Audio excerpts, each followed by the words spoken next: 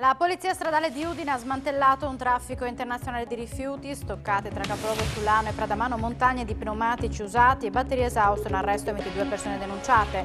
Nonostante la pandemia, il Friuli Venezia Giulia si conferma ai vertici in Italia per donazioni del sangue, sono state 80.000 su un totale di 3 milioni, merito del sistema sanitario e delle associazioni di volontariato.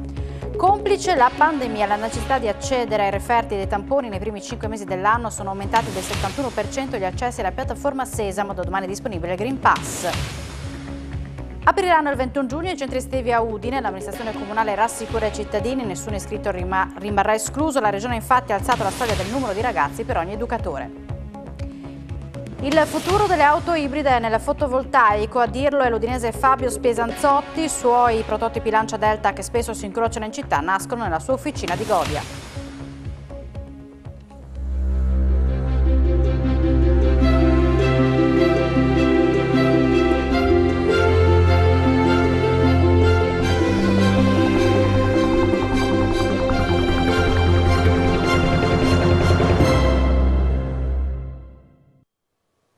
Buonasera e ben ritrovati a un nuovo appuntamento con l'informazione di Telefriuli. Coordinata dalla Direzione Distrettuale Antimafia di Trieste, la Polizia Stradale di Udine ha scoperto un imponente traffico internazionale di pneumatici usati. 2 le attività finite nel mirino. Il bilancio è di un arresto in flagranza e di più di 20 persone denunciate in stato di libertà. Un uomo arrestato in flagranza e 23 persone denunciate a piede libero, sequestrate 120 tonnellate di pneumatici fuori uso e 200 batterie esauste. Questi i risultati di un'importante attività svolta dalla Polizia Stradale di Udine.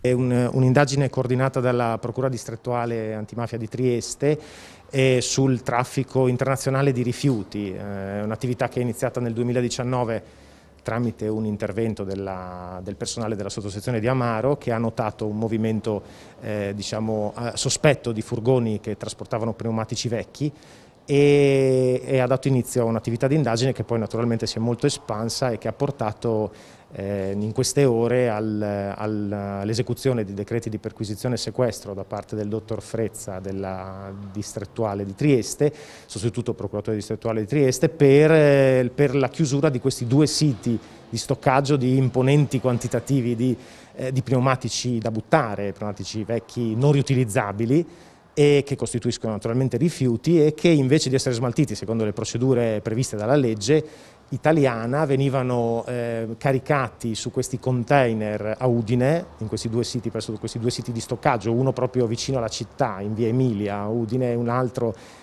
a Pradamano in via Cussignacco, di fronte a un noto centro commerciale alle porte della città. E in questi siti venivano stoccati enormi quantitativi di pneumatici che poi venivano caricati su container che raggiungevano con dei mezzi pesanti attraverso il trasporto intermodale, raggiungevano i porti di Genova, Gioia Tauro e Trieste e qui partivano su navi cargo verso l'Africa. La Direzione Distrettuale Antimafia tenta a tutelare l'intero territorio regionale e a reprimere tutti i fenomeni che riguardano il traffico illecito di rifiuti. Lo ha dichiarato il procuratore capo di Trieste, Antonio De Nicolo, in occasione dell'operazione eseguita dalla Polizia Stradale di Udine coordinata dal PM Federico Frezza, che ha svelato un traffico, appunto, come abbiamo sentito, internazionale di pneumatici e batterie esauste da smaltire. Per raggiungere l'immunità di gregge in regione mancano ancora 200.000 persone da vaccinare. Al momento è stata coperta solo poco più della metà della popolazione. Per questo a breve potremo aprire le prenotazioni anche per la fascia 12-16 anni. Nonostante i grandi sforzi per implementare la campagna vaccinale, la quota di persone protette cresce, ma ancora troppo lentamente. Per questo la Regione vede ancora lontana la soglia del 70% che garantisce un'immunità di gregge, messa ancor più in discussione dalle possibili varianti. Noi scontiamo ancora un dato di differenza importante tra la potenzialità di fuoco delle agende rispetto alle prenotazioni, perché stiamo andando avanti, ma stiamo andando avanti lentamente nelle prenotazioni per tutte le categorie ammesse. Quindi qualsiasi disponibilità che arrivi in più ci fa andare avanti. Ad oggi siamo a 678.000 adesioni, abbiamo vaccinato circa 608.000 persone. È chiaro che per riuscire a raggiungere un'immunità adeguata anche in presenza di varianti, dobbiamo riuscire a convincere almeno altre 200.000 persone a vaccinarsi. E così, per aumentare la platea, presto saranno aperte le agende per la fascia 12-16 anni.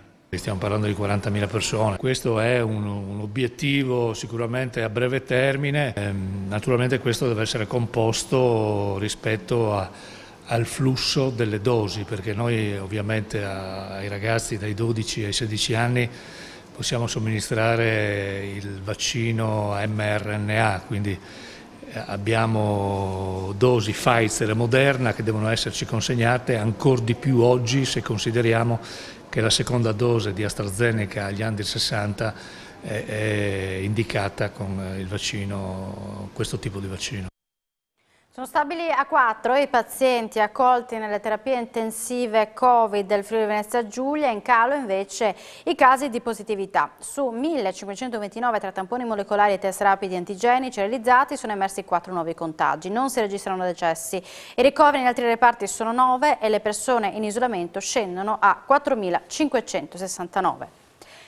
Nonostante la pandemia, il Friuli Venezia Giulia ha tenuto l'attenzione sul dono del sangue, confermandosi ai vertici in Italia con 8.000 donazioni su 3 milioni totali. Merito del sistema sanitario e delle associazioni di volontariato, la fotografia è stata scattata a Pordenone in occasione della giornata mondiale del donatore. La pandemia non ha messo in crisi il dono del sangue in Friuli Venezia Giulia. A certificarlo è la fotografia fatta da Regione, aziende sanitarie e associazioni in occasione della giornata mondiale del donatore, svolta simbolicamente a Pordenone, dove hanno aderito anche le forze dell'ordine e gli avvocati. Il consuntivo 2020 segna risultati estremamente importanti, 3 milioni di donazioni, 80.000 in Friuli Venezia Giulia. Questa è la gratitudine al sistema del volontariato, ai nostri donatori, al sistema professionale. In Friuli si dona più del necessario, tanto da aiutare anche il resto d'Italia. La nostra regione è una regione virtuosa con degli indicatori di donazione che superano la media nazionale e oggi la nostra regione fornisce nell'autosufficienza nazionale più di 8.500 unità per tutta l'Italia. Merito dei risultati va anche alle associazioni AFDS e Avis presenti in prima linea per promuovere il dono. Non è semplice programmare e chiedere a un donatore di venire a donare a orario, perché tutti vorrebbero donare alle 7 di mattina per poi essere liberi. Dopo 5 anni è diventato una regola, tutti sono contenti. Ma se la situazione attuale è buona, bisogna anche guardare al futuro. Potrebbe diventare un problema se non riuscissimo a fare il lavoro che facevamo costantemente nelle scuole, perché comunque la popolazione dei donatori sta purtroppo, ahimè, invecchiando e le scuole costituiscono anche un punto importante per poter fare in modo che i diciottenni si avvicinino alla donazione. Sono 1 migliaio i nuovi iscritti nei primi 5 mesi del 2021 all'FDS, a testimonianza di quanto si è sentito il dono del sangue nella nostra regione. Il dato è stato reso noto a Udine dalla stessa associazione che è presente con l'autoemoteca in Piazza Libertà. L'autoemoteca dell'Associazione Friulana Donatori Sangue è da ieri in Piazza Libertà a Udine in occasione della giornata mondiale del dono del sangue che quest'anno l'Organizzazione Mondiale della Sanità ha scelto di celebrare in Italia. Dopo una prima giornata dedicata alla prima sezione studentesca alla Zanon de Ganutti, nata 50 anni fa, l'autoemoteca ha oggi continuato la sua opera di sensibilizzazione al dono. A livello regionale siamo in linea più o meno come lo scorso anno, abbiamo un leggero calo di plasma, però quello che ci preme dire, specialmente per la FDS, che abbiamo quasi 1000 nuovi iscritti nei primi 5 mesi di quest'anno. E questo è un gran risultato per dare naturalmente la speranza per il futuro alle nostre associazioni, ma bisogna dare merito alle sezioni studentesche della nostra zona che promuovono questo e portano i donatori a donare. Il Centro Unico di Produzione Regionale di Emocomponenti del Friuli Venezia Giulia è uno degli esempi di riorganizzazione del sistema trasfusionale, nel senso che qui in Friuli Venezia Giulia tutti i punti di raccolta convogliano gli emocomponenti al Centro Unico di Produzione che ne ridistribuisce poi gli emocomponenti dopo la lavoro. Che ha sede a Palmanova. Che ha sede a Palmanova, sì. La fortuna del Friuli Venezia Giulia è che ha una grossa capacità di accogliere i donatori e quindi la Friuli Venezia Giulia è autosufficiente per quanto riguarda la produzione di emocomponenti ed è in grado anche di garantire l'autosufficienza ad altre regioni. Numeri record per Sesamo, il sito della Regione Friuli-Venezia Giulia che consente ai cittadini di accedere alla propria cartella sanitaria. Gli accessi nei primi 5 mesi dell'anno, complice la pandemia, sono cresciuti del 71%. I numeri sono stati presentati nella terza commissione del Consiglio regionale dal vicepresidente della Regione Riccardo Riccardi, il quale a margine ha fatto anche il punto sulla natalità. Dai 9.907 nati nel 2012 ai 7.709 del 2020. È una linea che crolla verso il basso, quella che indica i numeri delle nuove nascite in Friuli Venezia Giulia, con un dato che partiva da oltre 10.500 nuovi bambini nel 2007.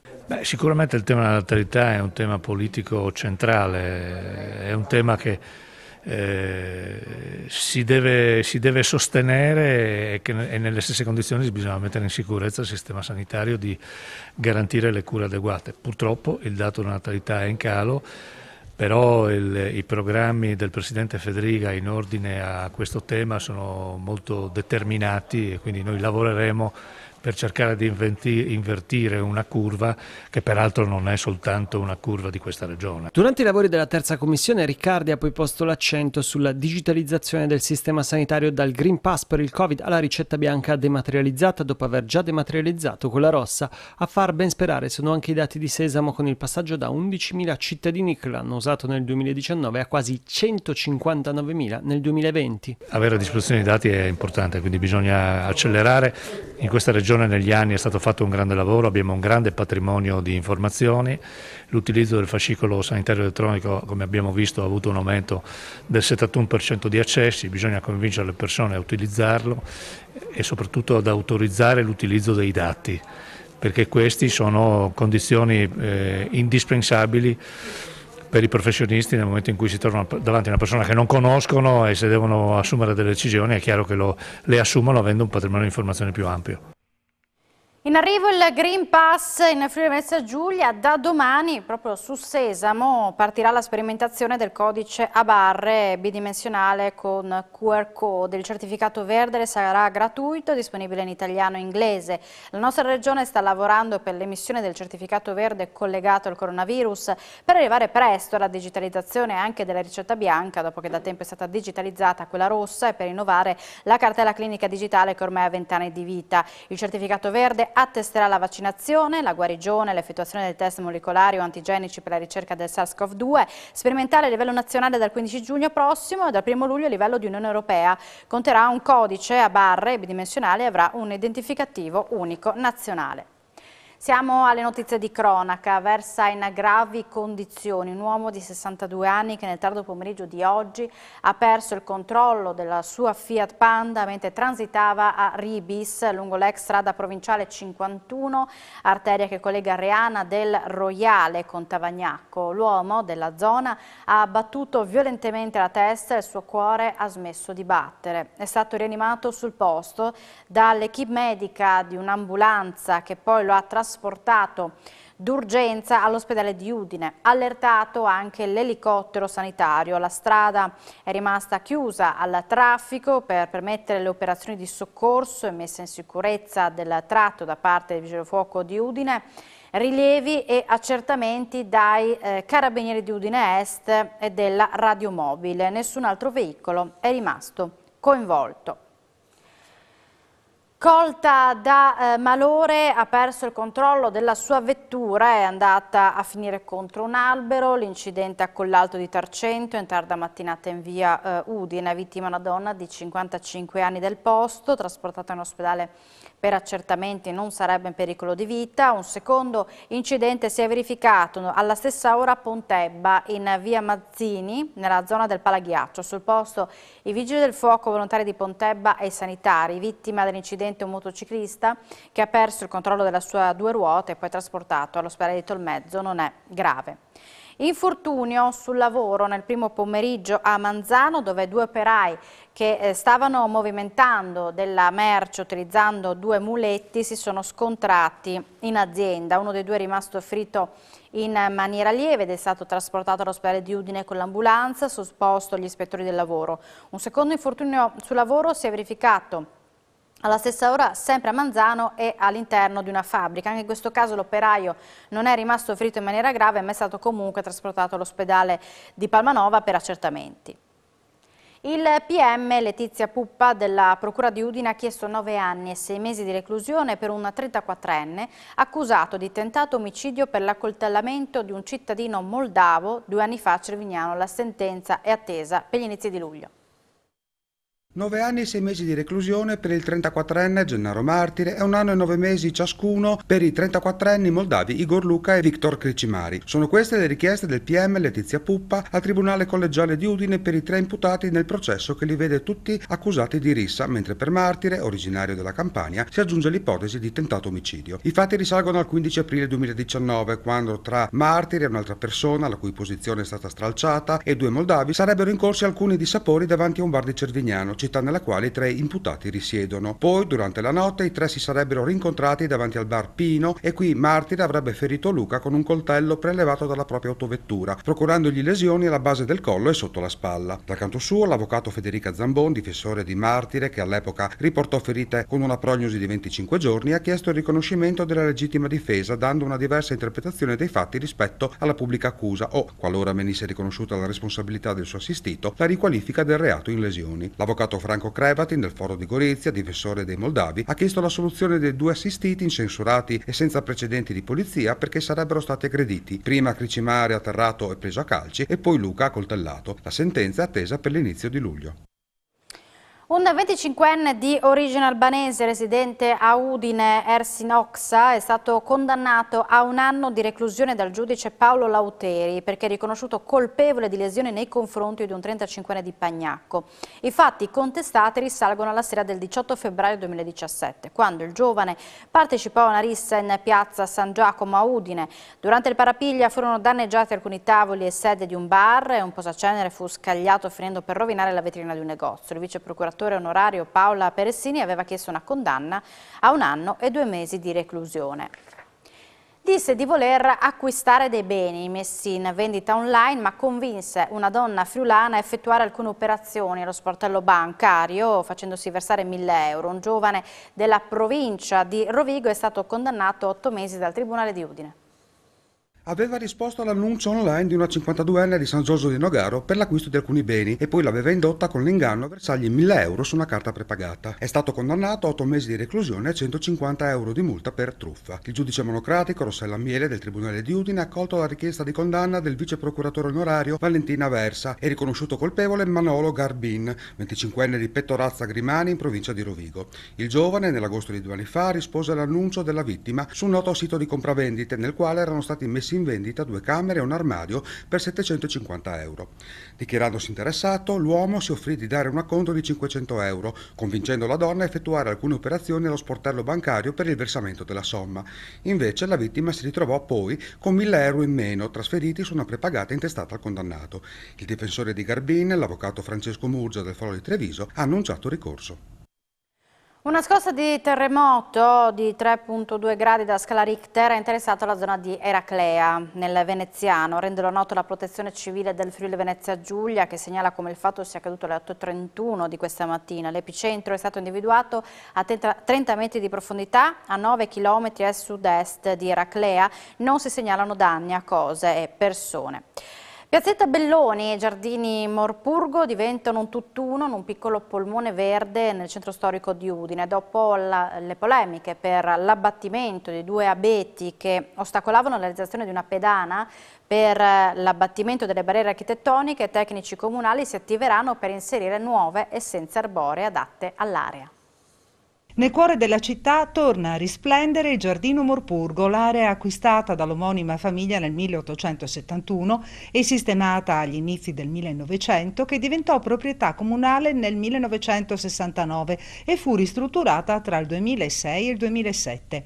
Oggi l'area è stata ufficialmente inaugurata insieme alla collegata Piazzetta Belloni al termine dei lavori di costruzione dell'ex Palazzo dell'Upim. Abbiamo anche approfittato di sistemare Piazzetta Belloni e creare questo unicum all'interno della città, nel centro storico. È un luogo che senz'altro darà motivo di incontri, perché organizzeremo anche qui degli incontri letterari, culturali, ed è un luogo che si può frequentare per passare qualche ora. È stata evidenziata l'importanza della collaborazione fra pubblico e privato per interventi in città. Sì, questo è un impegno che l'impresa si era presa, terminati i lavori dovevano ripristinare il giardino Morpurgo come era prima, penso meglio di prima perché in effetti sono state piantumate delle piante che prima non c'erano, è migliorato decisamente e quindi hanno rispettato un obbligo che era stato preso con l'amministrazione comunale.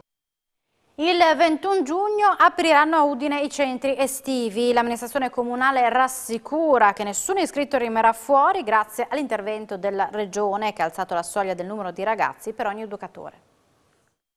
Centri estivi, riuscite a risolvere il problema, riuscite a risolvere la questione e anche a far usufruire dei centri estivi tutti quelli che ne hanno fatto richiesta?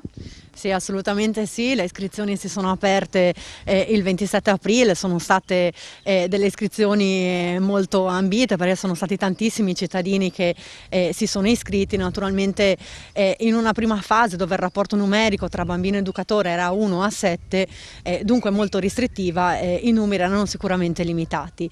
La Regione ha fatto un ampliamento, la Regione appunto ha indicato la possibilità di aumentare il rapporto educatore e bambino e questo ci ha permesso di accogliere tutti coloro i quali si erano iscritti ai nostri centri estivi. Nel momento in cui si sono aperte le iscrizioni, stiamo parlando del 27 aprile, il Comune di Udine è stato uno dei primi enti ad attivare le iscrizioni. Sicuramente le domande sono state tantissime, domande che sono andate in qualche modo a diminuire nel momento in cui è stato chiesto alle famiglie di perfezionare le iscrizioni con il pagamento. Questo è dettato da motivi di scelte personali delle famiglie molte volte, ma anche dalla possibilità che poi è stata data di aprire anche i centri ricreativi estivi delle associazioni o dei privati. È una ditta locale, la Tilatti, ad essersi aggiudicata i lavori di sistemazione antisismica della scuola primaria Alberti di Udine. Il cantiere si protrarrà per tutta l'estate per consentire agli alunni di riprendere posto nelle loro aule all'inizio del prossimo anno scolastico. Si protrarranno per 120 giorni i lavori di adeguamento sismico della scuola primaria Alberti di via Baldasseria Media Udine, consegnati oggi dall'amministrazione comunale all'impresa Tilatti che ha sede nel capoluogo friulano.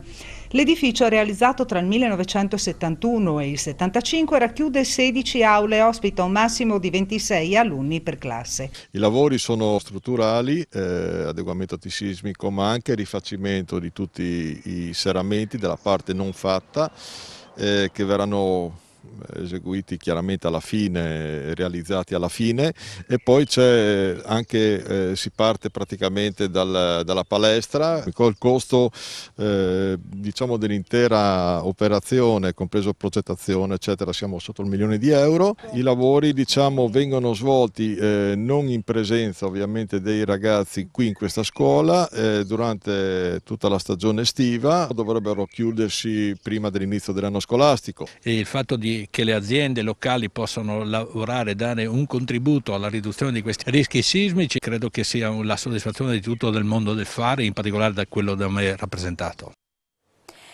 L'aumento dei flussi verso l'Unione Europea mette in evidenza l'urgenza di una politica migratoria europea, lo ha detto il ministro degli esteri Luigi Di Maio dopo un incontro alla Farnesina con l'omologo sloveno Ante Logar, con cui oggi la Farnesina ha presieduto il comitato di coordinamento dei ministri Italia-Slovenia. Ho condiviso con il collega Logar l'importanza che Italia e Slovenia lavorino insieme per dare nuovo impulso ai negoziati sul patto migrazioni e asilo, affinché si possa giungere a un accordo per la piena attuazione dei principi di solidarietà e condivisione delle responsabilità, ha aggiunto Di Maio. Grazie al pressing incessante della Lega, afferma l'europarlamentare e coordinatore regionale del Carroccio Marco Dreosto, oggi alla firma della dichiarazione congiunta Italia-Slovenia si è parlato finalmente di cooperazione tra le due nazioni in tema di immigrazione e con parole molto chiare si è deciso di riprendere le riammissioni, di bloccare in maniera perentoria il traffico di migranti irregolari provenienti dalla rotta balcanica. Come aveva annunciato il prefetto Bontempi a Trieste, aggiunge Dreosto, le riammissioni sono da considerare legali. Il percorso per il ritorno alle province elettive in Friuli Venezia Giulia potrebbe trovare nuovo impulso con il completamento della nomina dei componenti della commissione paritetica. Ne abbiamo parlato con l'assessore regionale alle autonomie locali Pierpaolo Roberti. Ci vuole pazienza. Con la nomina dei nuovi componenti della commissione paritetica il ritorno alle province elettive si avvicina, anche se sui tempi ancora vi è incertezza. Dovesse andare bene il passaggio in commissione paritetica, quindi con la norma d'attuazione, il passaggio dello statuto non servirebbe più. Quindi per questo noi stiamo attendendo che la commissione paritetica si riunisca e definisca anche quel tipo di passaggio e ci dica e ci dia delle risposte se effettivamente si può fare come noi pensiamo, ipotizziamo oppure no. Detto questo non è che abbiamo delle scadenze, noi vogliamo fare il prima possibile perché semplicemente crediamo che nel nostro ordinamento manca quel tipo di ente che, ricordo, è presente in tutto il resto d'Italia. Gli EDR, enti di decentramento regionale, avranno quelle funzioni che furono delle province abolite sullo statuto con voto unanime nella scorsa legislatura guidata da Deborah Serracchiani. Manca tantissimo, ma non perché ci sia la volontà politica di una parte o dell'altra di averlo, semplicemente per il fatto che esistono delle funzioni che sono funzioni d'area vasta. Le funzioni d'area vasta non possono essere svolte dal comune perché è troppo piccolo per svolgere quel tipo di funzioni. Pensiamo al tema del trasporto pubblico locale, pensiamo al tema della viabilità sovracomunale, pensiamo insomma a tante funzioni che non possono essere incardinate in un singolo comune, ma non possono neanche stare in regione, perché la regione ha un altro compito, non deve gestire ma deve legiferare e programmare. Sul tavolo della commissione paritetica giace la nostra proposta per dare un'interpretazione allo statuto che consenta alla regione Friuli Venezia Giulia di trasformare degli enti in enti elettivi di primo grado, cioè il nostro risultato finale, è il nostro obiettivo finale. Come sappiamo abbiamo già istituito quella sorta di scatoloni, quelle bozze di future province che sono gli enti di decentramento regionale, ci manca il passaggio successivo. Il futuro delle auto ibride nel fotovoltaico, a dirlo è l'udinese Fabio Spiesanzotti, esperto di elettronica e grande collezionista di Lancia d'epoca. Suoi prototipi Lancia Delta, che spesso si incrociano per le strade di Udine, sono tutti iperaccessoriati ricoperti di pannelli fotovoltaici. La macchina del futuro rinasce dalle automobili del passato. È il concetto di fondo che ha spinto un appassionato friulano a perfezionare di anno in anno una vettura capace di garantirgli il massimo dell'affidabilità dal punto di vista energetico. Il concetto è stato applicato non su auto moderne, ma su vecchi modelli anni 80 e 90, più precisamente le gloriose Lancia Delta. Si chiama Fabio Spiesanzotti, ha 37 anni, è di Udine e da quando ha 18 anni si diverte a modificare e restaurare modelli Lancia recuperati in giro per l'Italia, prima che finiscano allo sfasciacarrozze. Qualche anno fa, dopo essere tornato da un lungo viaggio e aver trovato la sua Delta con la batteria a terra, qualcosa ha iniziato a frullare nella sua testa. Trovare un sistema che permettesse alle vetture di sostenere tutti gli optional che installava e al contempo che gli consentisse di refrigerare l'abitacolo in assenza di un impianto clima. Ecco dunque l'idea di applicare ai cofani e al tetto delle vetture dei pannelli fotovoltaici, come generalmente si fa sui camper. Da quel giorno la sua officina di Godia non è stata più la stessa e ha cominciato ad assumere le sembianze del garage di Doc, il dottore di Ritorno al futuro. Prima sono passato ad avere più di una batteria e dopo ho detto vediamo di ricaricarle con il sole. Sono interessato ai pannelli solari, ho visto come funzionavano, mi sono informato un po' su internet, il posto ce l'avevo, avevo un cofano e un tetto. Secondo te questi pannelli andrebbero montati su tutte le auto nuove, quantomeno quelle ibride? Soprattutto le ibride, sì. Che io mi ricordi un'auto di serie con un pannello solare non l'ho mai vista. L'energia che possono dare può essere usata per un sistema di climatizzazione che ti rende la macchina fresca già dall'inizio. Una soluzione dunque pratica e comoda che lo stesso Fabio non esclude potrebbe essere presa in considerazione anche dal guru delle auto elettriche Elon Musk. Siamo in chiusura, vi ringraziamo per l'attenzione, vediamo l'appuntamento subito dopo la pubblicità con Sport FVG. Grazie per l'attenzione, buona serata.